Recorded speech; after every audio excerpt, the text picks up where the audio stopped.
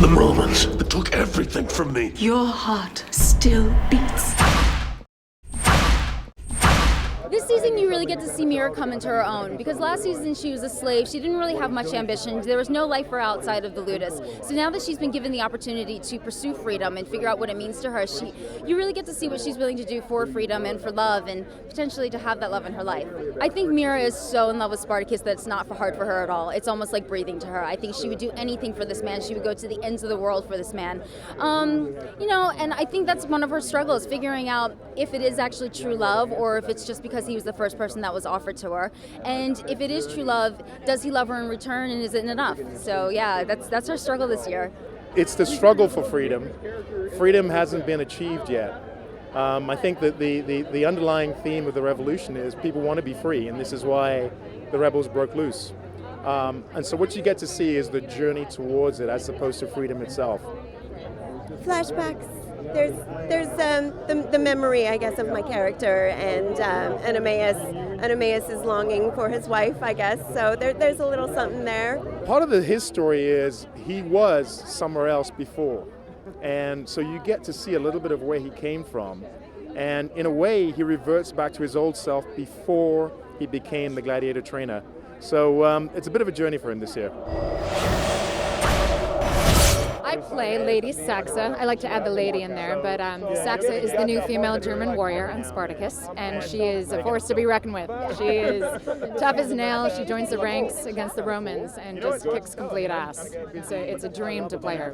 In the beginning, I'm sort of not sure as to what his intention is with us, because he alleviates us from our slave ship, and then from that point we have a clan leader.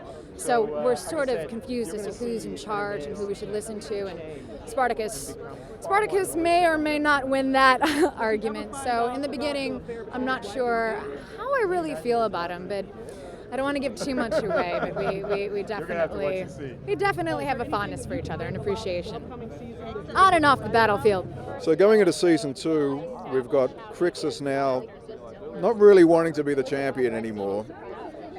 He doesn't like the Romans. He's going to pick up a sword and fight them whenever he sees them, and of course there's a lot of fighting. The people who are really sort of into our show's action, this season's hugely action-packed. But Crixus's main drive is to go and find his love, to go and find Naevia. That's his motivation. I am a free man. I do have a favorite scene. It comes up in episode 9. It was probably the best day of shooting that I've ever had. It was so much fun. It was a big fight scene, and it was just a lot of fun to shoot. So when you see it, maybe you'll know what I'm talking about. Well, there's a scene that I could give you a couple lines from it. Are you ready for it? All right, you have to listen very, very hard. Warum hast du die römische Heer freigelassen, ohne eine Gegenleistung zu verlangen? If you can decipher that, then that's one of the major plot lines. Let Rome send their legions.